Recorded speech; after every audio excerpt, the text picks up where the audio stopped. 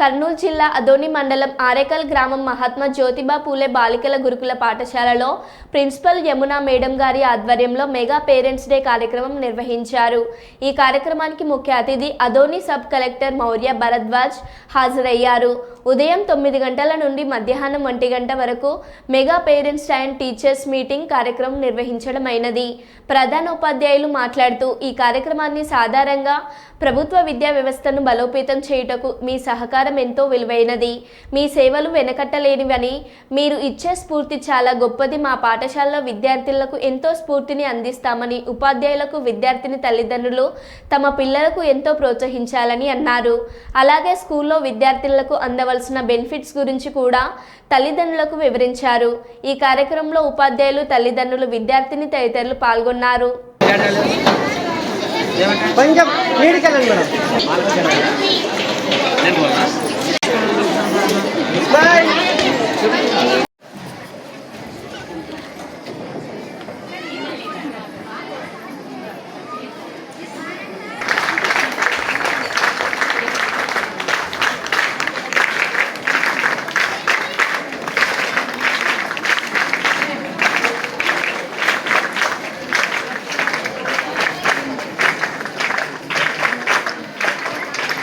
Chairman Chandramma గారికి, vice chairman Gopalarao గారికి, ఉపాధ్యాయులందరికీ, ఇక్కడ విచ్చేసిన ప్రతి ఒక్క తల్లిదండ్రులకి నా యొక్క నమస్కారాలు।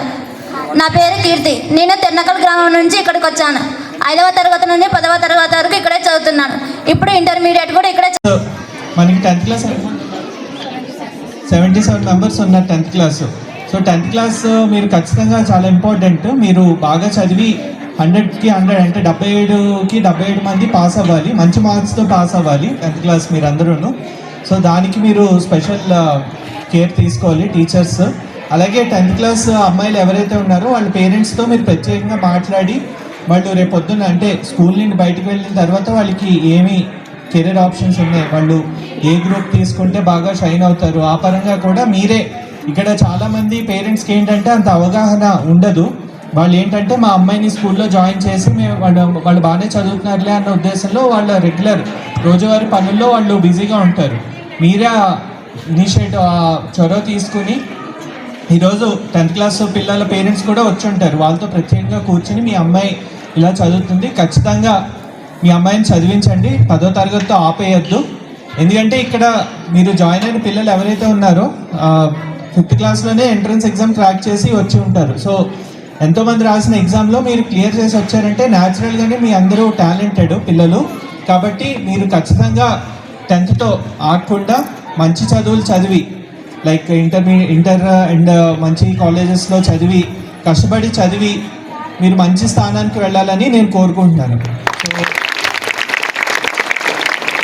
అంటే నేను ఈరోజు వచ్చి ఎలాగైతే మీ అందరితో ఇంటరాక్ట్ అవుతున్నానో మీరు కూడా మీ అందరూ కూడా ఒక 10-15 ఇంకా ఓప్లేష్ గారు కావచ్చు, ఇంకా కొంతమంది పేరెంట్స్ విశేష్ గారు కావచ్చు, వీళ్ళందరూ నాకు కొంచెం టైం ఇవ్వండి, నేను ఏర్పాటు చేస్తాను అనేసి లాస్ట్ ఈ ఇయర్ స్టార్టింగ్ నుంచి చెప్తూనే ఉన్నాను। అన్న వాళ్ళు వచ్చేసి మేడం మా వంతు సాయం మేము చేస్తాము, చేయనియండి మమ్మల్ని, తర్వాత మీదంటే వద్దన్న పేరెంట్స్ పాపము, ఎందుకంటే కొంతమంది ఇవ్వగలిగే శక్తి ఉండే వాళ్ళు ఉన్నారు, ఇవ్వలేని వాళ్ళు ఉన్నారు। మనం అందరినీ ప్రెషర్ పెట్టలేము, ఎందుకంటే అందరు రోజు కూలీ వాళ్ళు ఉన్నారు, వాళ్ళని మనము అడగలేము। నాకు కొంచెం టైం ఇవ్వండి అనేసి అడిగాను, కానీ నేను కొంచెం దాంట్లో సక్సెస్ కాలేకపోయాను స్టార్టింగ్లో।